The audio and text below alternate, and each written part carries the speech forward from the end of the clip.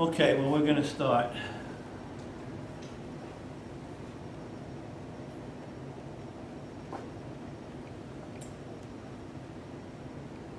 Are you saying anything then? That we're not on there?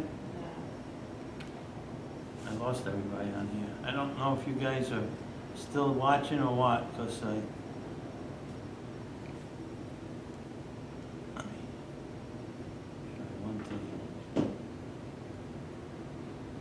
Okay, well, we're gonna start.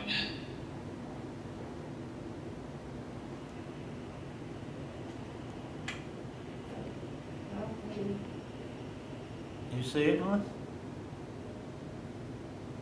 I just hit up to go live on there just to see if it would. Yeah. Is it on it? No. You're not. I just deleted mine. Okay, well, we're gonna start. It says that we're live. I don't see anybody on there. There was a bunch of people and they all disappeared, so don't know what happened, but if you missed this or something, you know you can watch over the weekend on YouTube. All right, so we're on the 9th step. It's very sad that all these people, well, everybody's online, so you need to come here if you're in Oklahoma. All right, come on. Okay.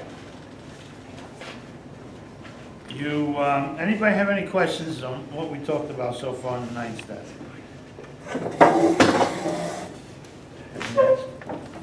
There's some in that room on I the did have table. one in the car. I didn't even notice it, but You gotta have one. I'm sorry. And that table in there? Okay. I got one in the car too, but You want that one? It's not been used. I've carried it I around. want to make it, oh, You're yes. scared, okay. I got, Okay. Anybody got any questions on what we've talked about so far in the 9th step? Any questions on making amends and that kind of stuff?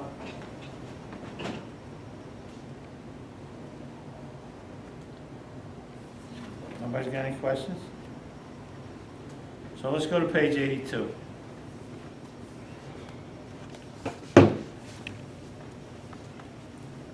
Bottom of the page, it says, "The alcoholic is like a tornado roaring his way through the lives of others.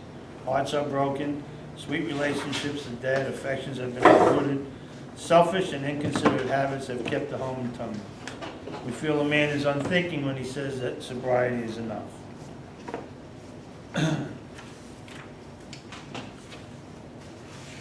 So,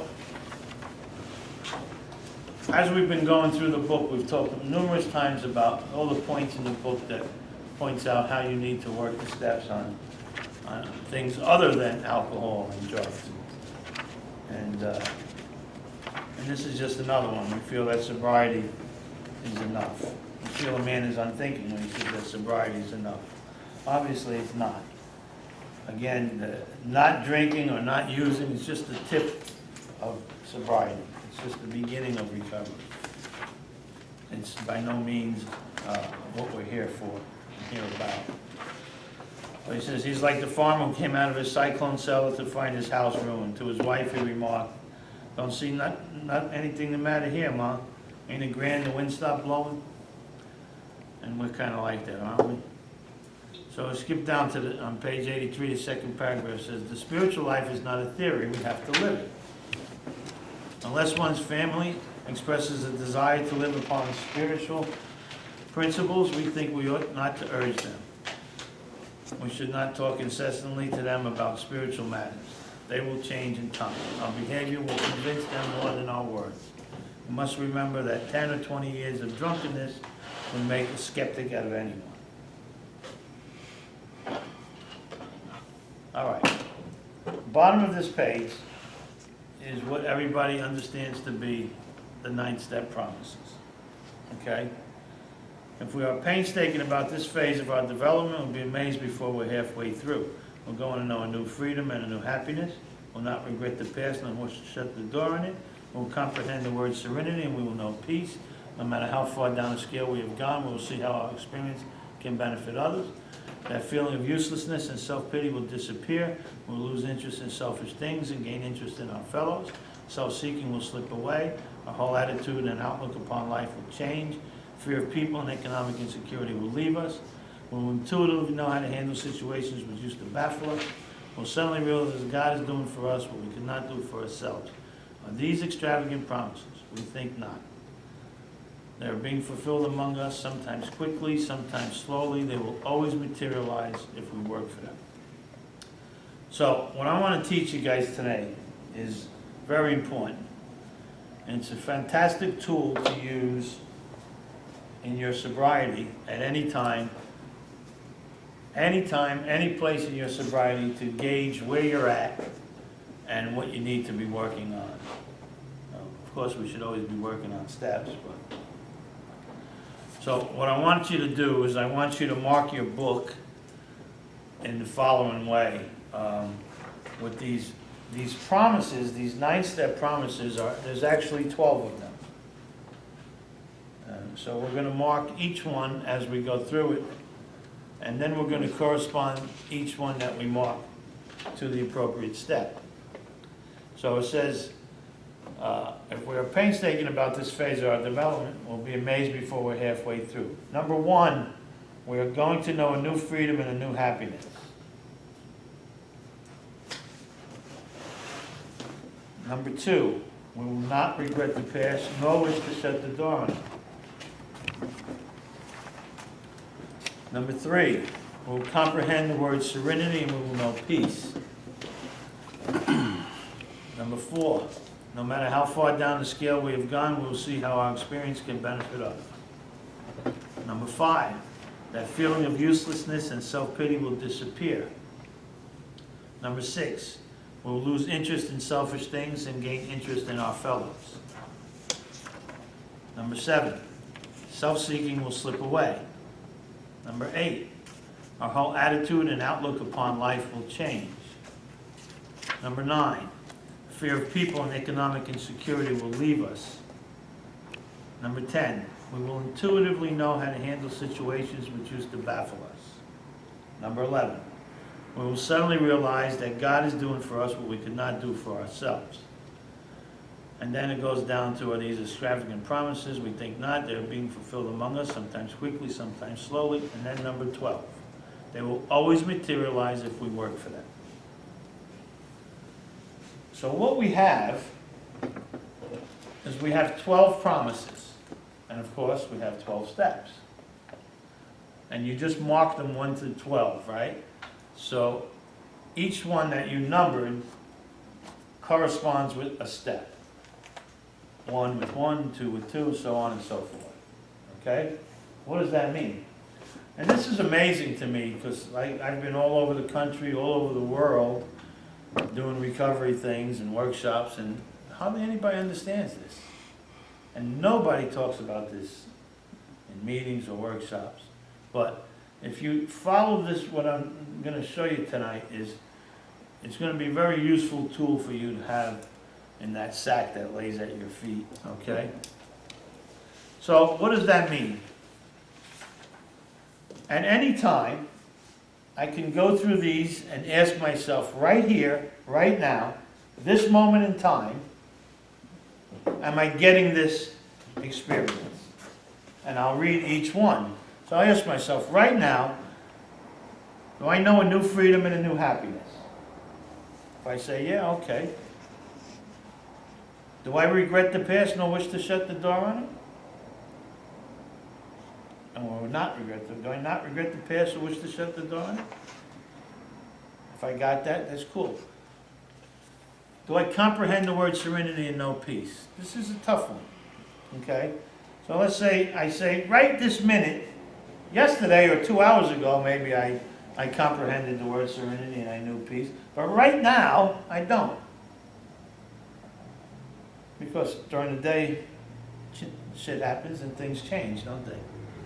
So if I don't comprehend the word serenity and know peace this moment in time, then that is the third promise. And if I go to page 59 and I look at the third step, it says, made a decision to turn our will and our lives over to the care of God as we understood Him. If I'm not comprehending serenity or knowing peace right here, right now, guess what? God's not running the show, I am. You follow me? Does that make sense to you, what we're talking about? So, the experience, if I'm not experiencing this right now, then I need to look at the step and see what I'm not doing. So I'm trying to control shit probably, and I'm trying to call the shots, and I'm trying to plan the results of life. If you remember, what did we learn was one of the most important things when we did step 3? You remember? Anybody? Results. That's right. In step 3, we learn how to get out of the result business. We turn it over to the care of God, right? We check our motives, we do the best we can, we leave the results to God. That's one of the important things we learned when we did step 3. So here, if I'm not comprehending the word serenity and I don't know peace, I'm probably not leaving the results to the care of God. I'm probably expecting the results the way I planned them to be. And therefore, there goes my serenity and there goes my peace. And then I keep going. Number 4, I'll ask myself, no matter how far down the scale I've gone, can I see how my experience can benefit others? Yeah, okay, I've got that right now. That feeling of uselessness and self-pity will disappear. It hasn't disappeared from me. It may have disappeared, but right now it may be back. If I'm not feeling that, then that's the 5th step. And the 5th step says, admit it to God, to ourselves, and to another human being, the exact nature of our own. Maybe I haven't admitted something to somebody that I should have. Or maybe I haven't admitted it to God. Or maybe I haven't admitted it to myself. And that feeling of uselessness and self-pity is not disappeared right here, right now. I don't know about you guys, but we are capable of going through a slew of emotions in a matter of, a few minutes. So, things change. So, and I'll ask myself this. Have I lost interest in selfish things and gained interest in our fellows? If not, that's step 6, where we're entirely ready to have God remove all these defects of character.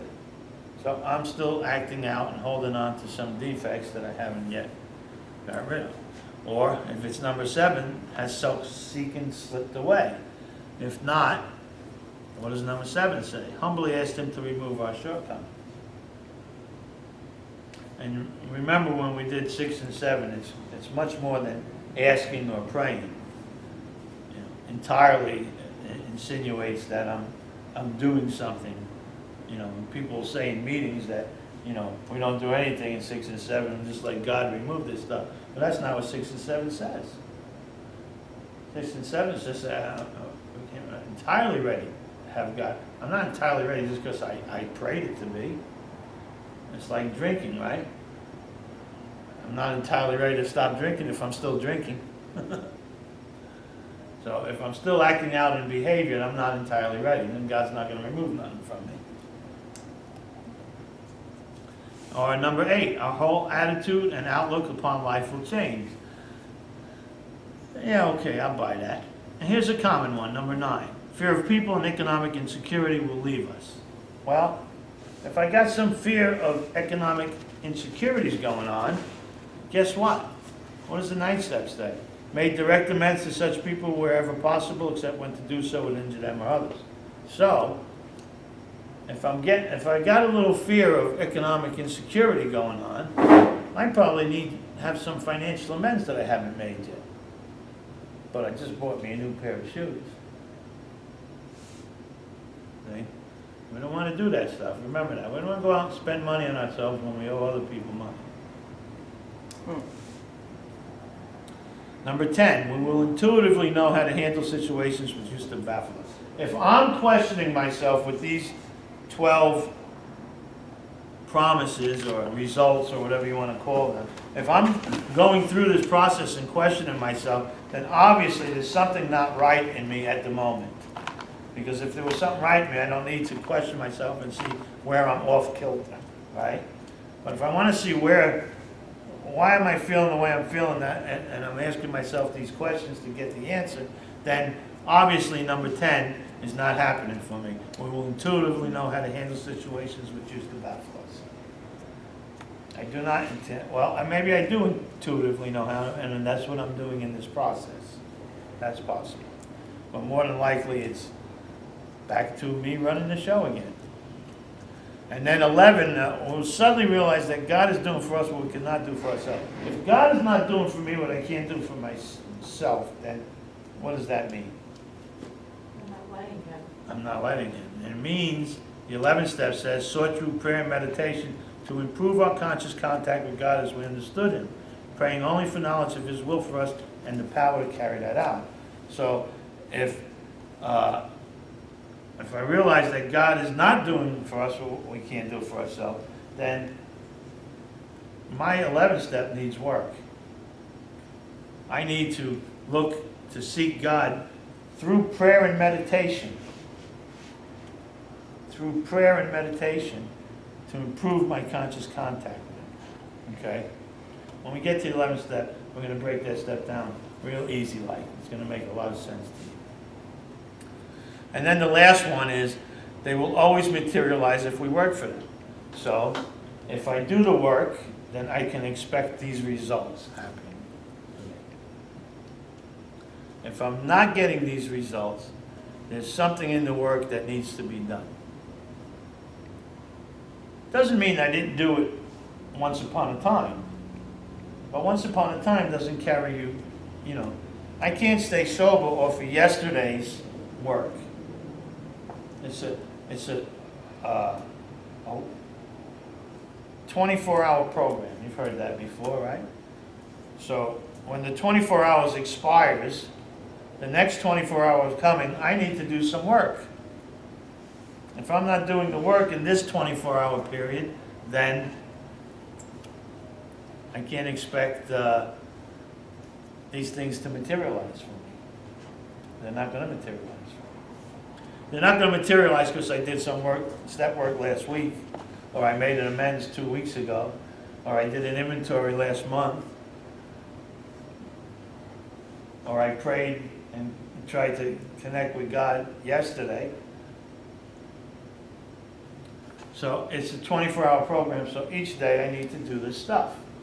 It's a 12-step program and 24 hours, right? So the message there is that we're supposed to work. See, the program is not written for us to pick a step and apply it to a problem. The program is there to take all the 12 steps, but we can see where we're lacking through this exercise. We can see where we haven't, we need to do some more work. Does that make sense to you guys, all this stuff? Very powerful tool. If you get this tool down, you can just knock it off in a matter of 2 minutes.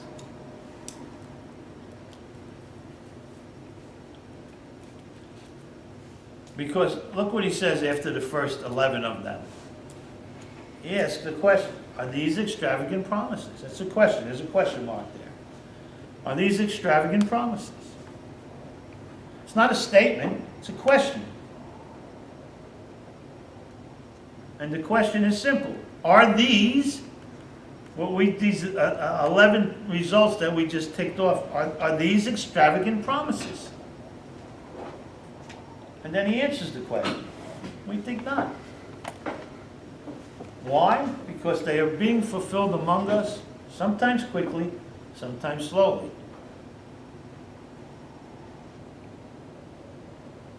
And the 12th promise, the 12th result, is that they will always materialize if we work for them. So now you have a scale to check yourself. And don't forget that the steps are never intended to deal with the symptoms. What do you say? That the steps were never intended to deal with the symptoms. We've talked about that before in here. Okay? The steps they didn't make the 12 steps to deal with the symptoms. Okay?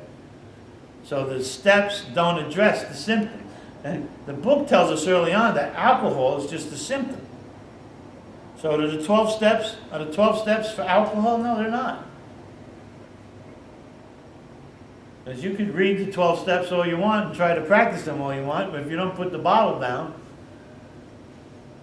nothing's going to happen. So because, you know why? Because the steps don't address the results, not the results, I just had a mature moment. The symptoms, thank you. The steps don't address the symptom, they only address the problem. The steps address the problem, not the symptom. And that's a mistake we make in here. We run around these rooms thinking that these 12 steps are going to make me stop drinking. And that once I've stopped drinking, now I'm going to be great, and there's no need for me to actually apply myself to these spiritual principles that a lot of hard work has to be done with. Because I stopped drinking, right? That's why I came here, isn't it? And that's not why. And the steps will never address that. The steps address the problem.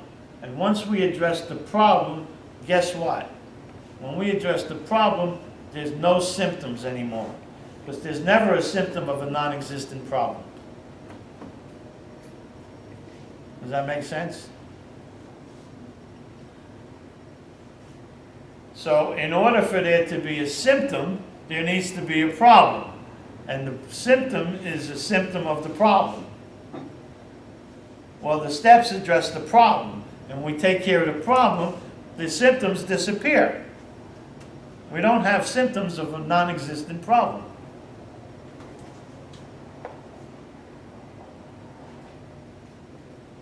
So what is the problem? We talked about this recently. Go ahead. Me, I'm Yeah, it's easy to, it's nice to say that, but what is the problem?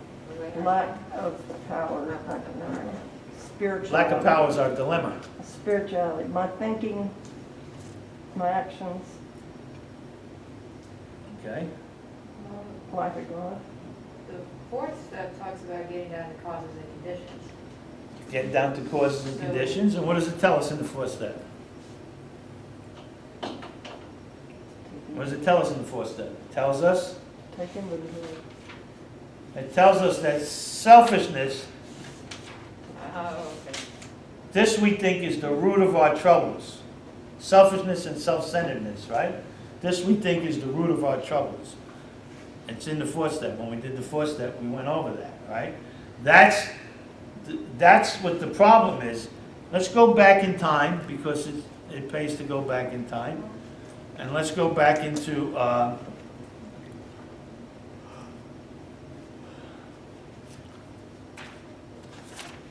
62. So on 64, shoot over to 64 for a second. The top of the page on 64. Though our decision was a vital and crucial step, it could have little permanent effect unless at once, followed by a strenuous effort to face and be rid of the things in ourselves which have been blocking us. So we're talking about what? We're talking about step 3, right? Though our decision, the third step, though our decision was a vital and crucial step, it could have little permanent effect unless at once, followed by a strenuous effort to face and be rid of the things in ourselves which have been blocking us. Our liquor was but a symptom. So we had to get down to causes and conditions. So, back on page 62, it gives us the cause. Selfishness, self-centeredness. That we think is the root of our troubles. So that is the cause. What are the conditions of that cause? There's 4 conditions of that cause. Resentment, fear. That's right. Resentment, fear, harms to others. And sexual deviation. That's right. And those are the things that we inventory in the fourth step. Resentment is a condition of the cause.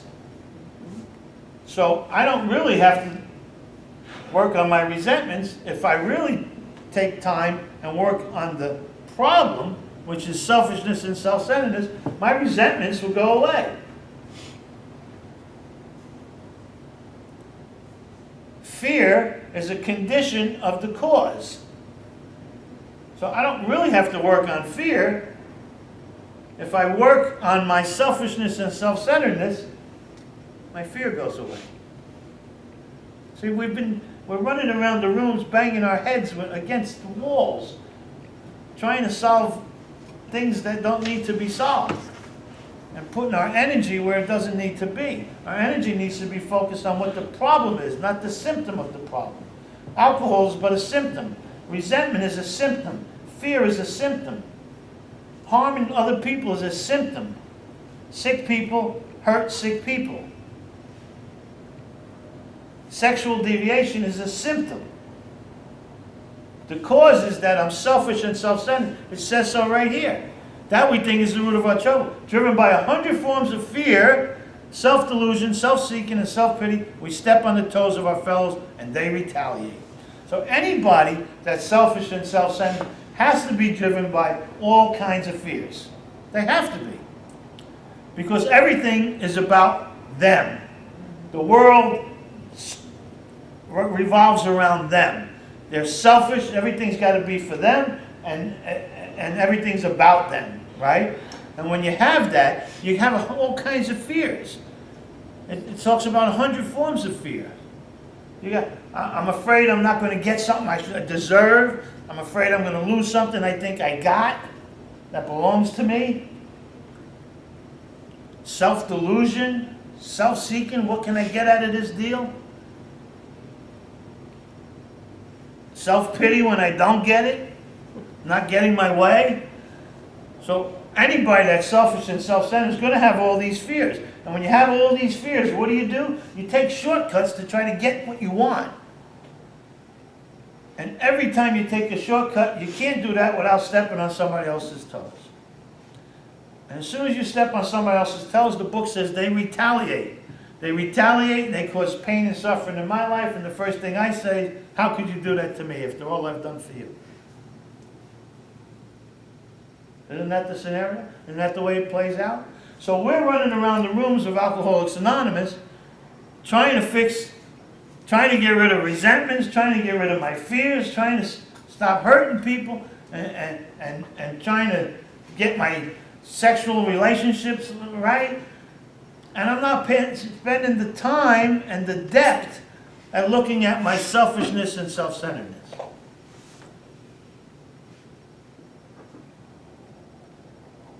And if I was to only put half of the effort I put into all this other shit into looking at my selfishness and self-centeredness, I find out I'm not really mad at you. I'm not really afraid of that. I understand how I acted in this relationship and it wasn't right. I'm not going to do that no more. And I stop hurting people. Healthy people don't hurt people. Sick people hurt people.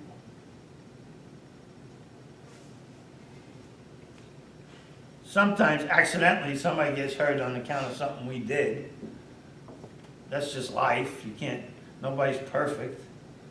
But on a regular basis, we stop hurting people.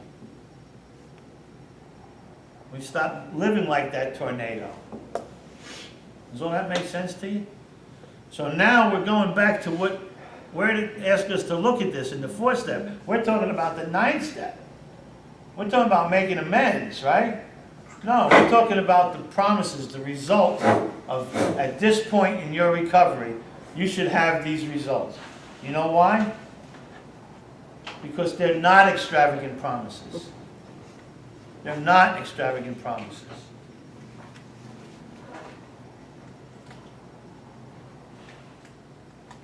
They're just results of doing the work. If you do the work, you get the result. Does all that make sense to you?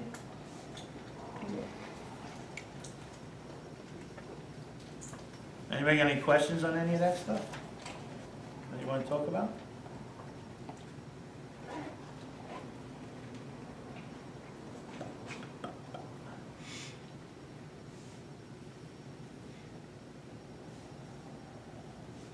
See, what happens is, on the first 3 steps, I get right with God. Steps 1, 2, and 3 get me right with God.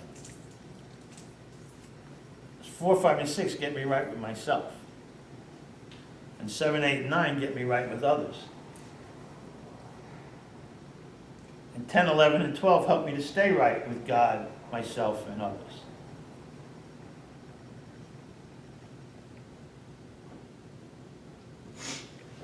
You remember the thing I told you a few weeks ago?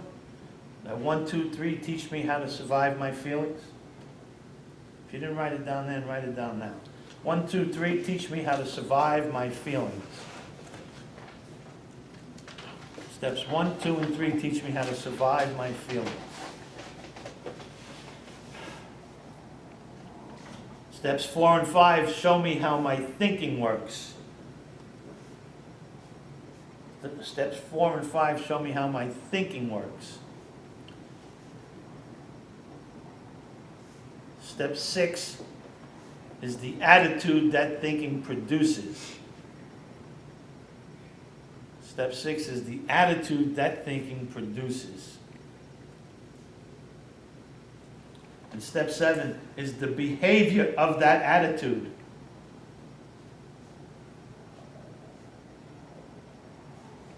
Step 7 is the behavior of that attitude. So if you look at that as a whole, in totality, you look at it and you go, yeah, the first 3 steps taught me how to survive how I feel. 4 and 5 showed me how my thinking works. 6 is the attitude that that thinking produces. And 7 is the behavior of that attitude. And that's how deep these steps really go. Now, maybe not on somebody's first go-round. Maybe their first go-around is they just need to stop drinking or doing drugs, or whatever the case is. You know? And they're kind of superficially going through these steps. But we're not talking about that in here. We're talking about emotional sobriety in this class. We're talking about how to get real sobriety in this class. How to be emotionally sober. And how to change who you are. If you're choking, just leave it down like that. It's like I'm suffocating. Smell my onion breath. So, this all coming together here in the 9th step, because I have this guide that's setting me right here.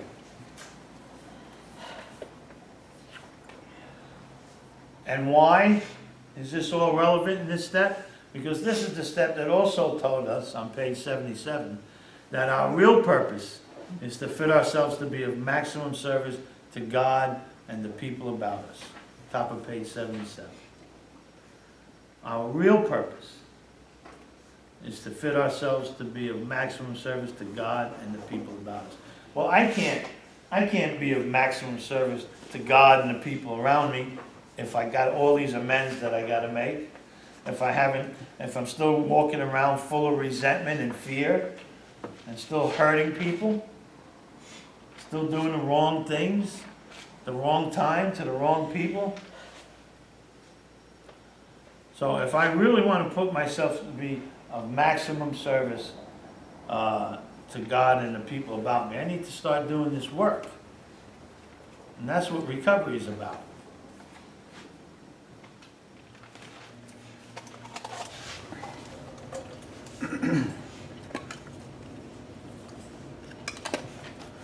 Okay.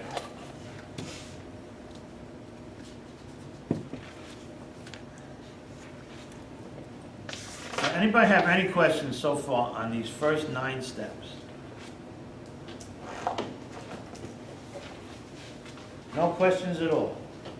No question about a type of amends or a certain amends that you're working with somebody or somebody working with you about and you're not sure how to handle it? Any questions at all? And people are very quiet tonight.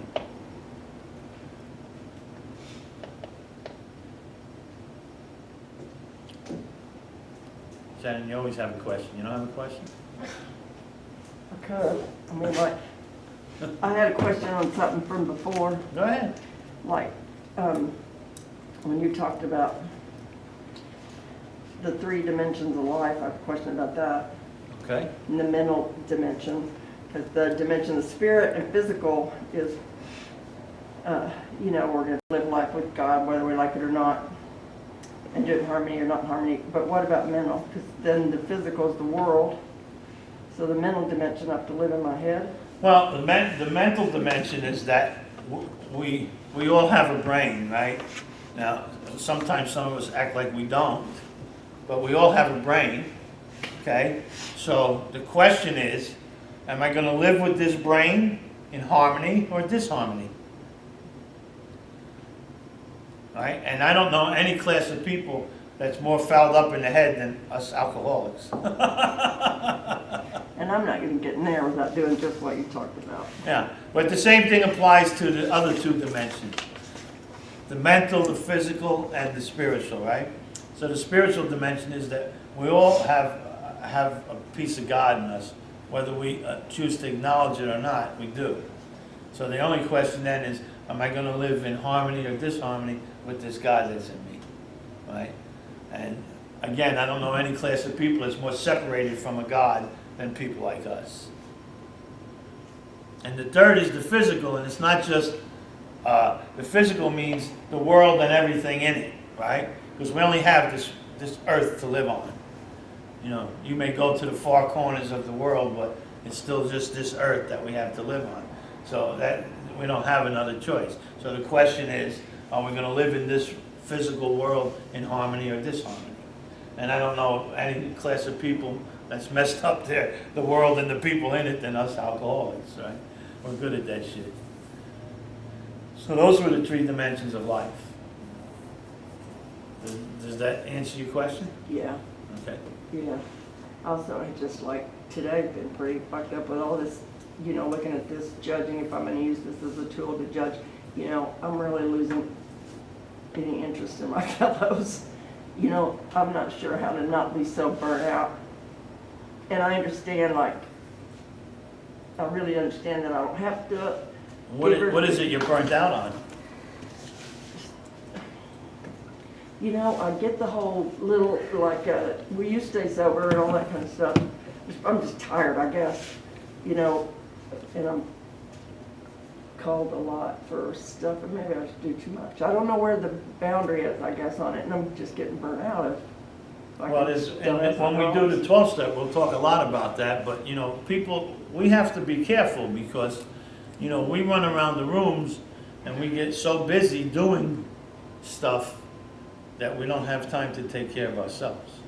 You know, we get so busy doing, you know, 12-step work or giving service to the fellowship or helping other people out, and so busy, you know, sponsoring 10 people, and, you know, so busy that, you know, this is how this class started, right? At 27 years ago, I think, I was sponsoring 4 guys. I've told you this before, I tell you again. And instead of meeting with this guy for an hour, and then this guy for an hour, and then this guy for an hour, I said, oh, you come to my house on Tuesday. And we went through they were all new. And the 4 of us went through the steps together. And when we went through the steps together, when we were done, they had a couple of sponsees and a couple other people wanted to come, and we did it all over again, right? And 27 years later, I've done this thing all over the United States and 12 other countries in the world. And all from those people coming, because after the 3rd time we did it, I couldn't fit any more people in my house when I used the clubhouse. And because there was all kinds of people. I mean, This is good. yeah. So this class is a result of doing all that, but realizing that, you know, I don't have any time for me. And it's not a selfish thing to say, I need time for me. Not that I want to go watch TV, but that I need to work on myself also. And you can't work on yourself if you're sponsoring 10 guys. And raising a grandbaby and doing my taxes and Yeah. being a grown-up. Yeah. We get sober, we get busy. So we have to learn to allot our time wisely. You know, and that's what we do. So we figure out how to do that. So yeah, so if you're getting burnt out, then stop doing what you're doing and take a look at what you're doing and change it. know? And, because also the other, you know, on the other hand of that is maybe you're trying to solve everybody's problems, you know? I'm trying to just not, like, there's not a ton of women, I mean, there, that I know of, that answer the phone and shit, and it's just like, but, I don't know. I don't Well, know. you have a sponsor, right? Yeah. So, you know, if you just, you know, if you think you're doing too much, take a step back. I do, it's, you know, I came in here today after doing absolutely everything backwards today in this and being selfish and self-centered all day long, you know, Yeah. running around ready to, I had a crowbar, I mean, you know, it's just insanity, and then I come in here and hear this and start to cry. Well, selfish and self-centered comes naturally to us. And It fear. doesn't require a thought process. You know, I always tell people there's some type of switch that happens in the middle of the night when I go to sleep. I wake up in the morning and I'm selfish and self-centered. And, you know, and that's why I have to immediately make my conscious contact with God in the morning, because otherwise I'm running the show. Yeah. I don't know what happened to me while I slept, but I woke up and now I think I'm running shit, you know. So I connect with God in the morning and I take care of that. God, you think it just come natural, but it doesn't come naturally in the morning for me. You know, until I sat down here and my head even said, don't, you know, running like, don't come here. And my other voice said, are you fucking crazy? You know, hurry up, you know. So, and Yeah, I knew I'd just sit here, and sometimes I do, just sit here and cry. yeah. Well, you know, I mean, because know that it's, the machine never stops. The machine No, don't stop. I'm not So alone here. you gotta be careful what you're processing there. All right, who else got a question? We got 15 minutes left, and I don't really want to start step 10 till next week. Who's got a question? What? come on, kids. I don't know if it's a question, but, okay, so, you know, I'm from another town, you know, and so the person that is on my mind really heavy right now, which obviously is he's also one of our customers. And so he came in the dealership one time and I saw him and I dodged him. I like turned the other way. He doesn't know, he won't recognize me, you know. And, but now he's really, like, so I wasn't willing to make amends to him at that point. And so I kept thinking back to that, and I was like, that's fear, obviously, so I need to address it. And so I've been praying and just asking God for willingness. So I know any minute he's gonna pop up there, you know what I mean? His car's gonna need service. So I know any minute, but if I'm willing to approach him, but it'll be at So At he's work. on your 8-step list? yes. Okay. He's on. Did my- you do the card? Did you make the card up? No, I have not done that yet, so yes, I will need to do that. Make the card up, and on one side of the card, you put his name, on the other side of the card, you put what is it you have to make amends for, and exactly what are you going to say to him. And you need to rehearse that stuff. Yeah, I do. You need to rehearse it over and over again, even role play with your boyfriend, you know, if you have to. No, well, or your girlfriend or somebody, Yeah. or yourself, you know. What I'm saying is, you want to be prepared, you know. So, especially if you know you're going to make the amends. If you're going to make the amends, you want to go there prepared. You want to be able to read, even if you have to read off the card. And I've worked with many I'm gonna have people to over the hear years it. that have read off the card to somebody to make amends to them. You Keep it in know. your purse, just go, hold on, wait a minute. Let me go back to my desk real quick. Yeah, you want no, but you want to make sure that you get it out, what you're supposed to say, and get it done with. You see, and that's part of being of maximum service to God and the people about us, right? It's because the less people we have to hide from, Yeah, the more people we have in our life. The more people we have in our life, the more service we can be. but he's been heavy on my mind since we started talking about this in the 8th and 9th step, and so I know, I mean, I just feel like any minute he's gonna pop up there, and so and I'm just praying willingness and. See, if I was your sponsor, I'd tell you to call him and make an appointment to go see him. Don't wait for him to come back to your job. This is probably true. Yeah, go after him, go get it. Get it done. Well, I do go back to Shawnee on the 26th, so. So there you go. You'll be there. That's really cool, I think. Huh. It's cool. Yeah. On your heart. Yeah, he's waiting on my heart, so obviously so. When it really, I hadn't even thought about it until, and it's been a few months, and when I saw him in the dealership, and I dodged him, I literally got hot and embarrassed and went the other way and prayed to God he didn't walk by my desk, you know, and, which he never did, but. See, at least you're aware of that. Yeah. Sometimes we're gonna run into things where we didn't even know we had to make an amends to somebody about Yeah. something. I'll tell you a funny story. Well, it's funny now. It wasn't funny then, but my younger brother, he's a good kid. There was 4 of us, and he was like the only one that really never got into trouble. Went to college and all that stuff, you know. He worked for the Archdiocese of New York. He was a social worker. He'd get little kids and put them in adoption homes, right? I said he used to sell babies, but he was a good kid. He's a good kid, and I guess I was about 2 or 3 years sober. I don't remember. And he called me. Actually, it must have been 3 years sober because I was out here in Oklahoma.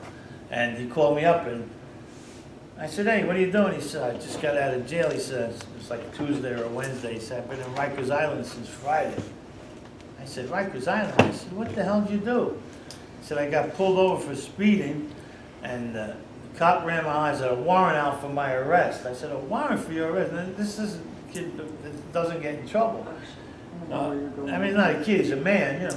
I said, "What the hell did you have a warrant out for your arrest for?" He said, "For a ticket I didn't pay in Florida."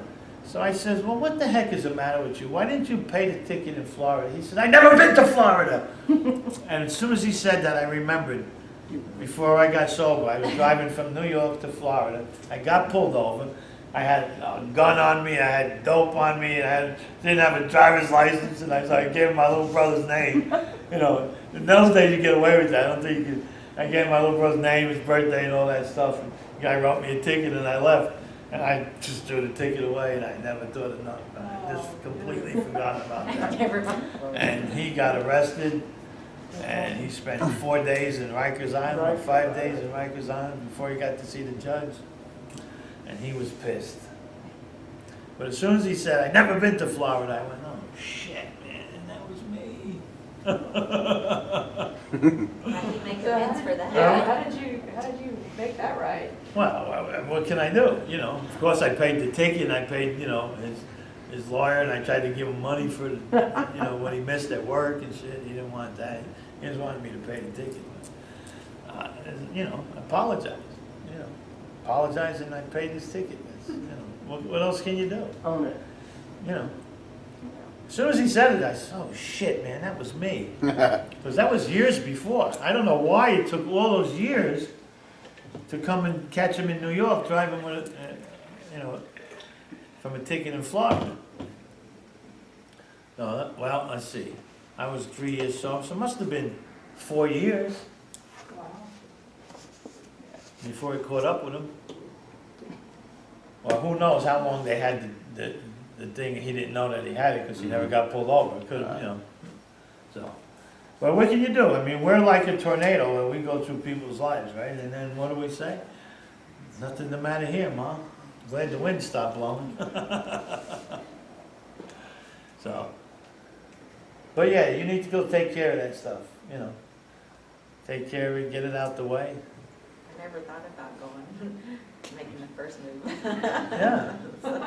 Yeah, like the book says. Thanks. Well, yeah, because also too, you know, I'm not sure if you want to do it in where you work. Yeah, that's what I thought too. You know, But it's kind of an awkward situation. So Yeah. you need to go there, you need to sit down with them, you need to sincerely look them in the eye and tell them, you know, how you screwed them around and that you're sorry for that and what can you do to make it better. You know, but rehearse what you're going to say so you can go there and say it and get it done with. What'd you do to him? She broke his heart. No, he was, a very prominent individual, and he was having an affair on his wife, and I knew about it, and I let him pay me to not say nothing. Is that, so, let's call a duck a duck. You extorted him. But, I know, I let him pay me sounds much nicer, yeah. That's my girl there. but it's called extortion. That's a really brutal word. I know, I say fuck him, I'm young. He was drinking, we were drinking at the casino, and he was just part of a group that, and, he told me about it, and I was like, oh. And Okay. Well, I'm ashamed that I did that, that was, so now here's the next thing. Are you ready to pay him his money back? that's the other part, that's why it's so hard too, because I'd have to pay him his money back, you know? Yeah. Chant to. Yeah. That's a financial amends also. But it's been so long, and I'm not even sure how much. it Let's was. take a guess. I'm sure he remembers. He might, You he think probably he knows? does. I'm sure he I remembers. bet he Yeah. wants to forget. Or just estimate the cost, but yeah. Just take a guess. and Probably the pay him. first time he's been extorted, so he probably. So, Yeah, I know. so that's something that you don't want to actually go make the amends for until you have the money to pay him. This is a true statement. Yeah. And then is she just Or supposed to? is it a lot of money? Well, I mean, a lot comparatively, like at least $4,000. Well, then, maybe you can give him $1,000 and make arrangements to pay him off. I'd wait till I came in the shop, I wouldn't. Yeah. No, I'm kidding. Set that one down. I'm so not, yeah. Yeah. Yeah, I mean, if he comes I'm in the shop kidding, and I'm you see him, kidding. if you're not ready to make the amends, don't make the amends. Even if I don't have the money, don't go to him, don't approach him, or even No, if you don't approach somebody that you owe money to without money. Even if like, you see how, I make the call and I'll pay you $50 a week or make an something. arrangement. Yeah, but you gotta give him something. Yeah, but, You gotta give him something. Here's $200 and I'll give you $50 a week, but then you have to, you gotta make sure that you give him $50 a week. Whatever you say you're gonna do, you gotta do it. Because we're different today. no. We're trying to be different, we're trying to live different, and we're trying to act different, right?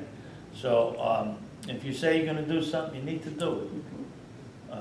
But people don't give a shit that you're sober and you're changing your life and you're trying to live by spiritual. They don't give a shit, they just want their friggin' money.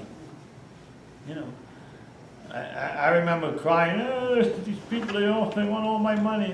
My sponsor told me, they don't want your money, they just want their money back. Kind of my So, problem today. They just want their own money back. All right, anybody else got a question? We killed enough time, we'll start with step 10 next week. Same time, same channel. I don't know where you guys are in this internet thing, I hope you were there. If not, you can come back and watch it, or watch it on Your YouTube. crew. What page Bye. are we starting on?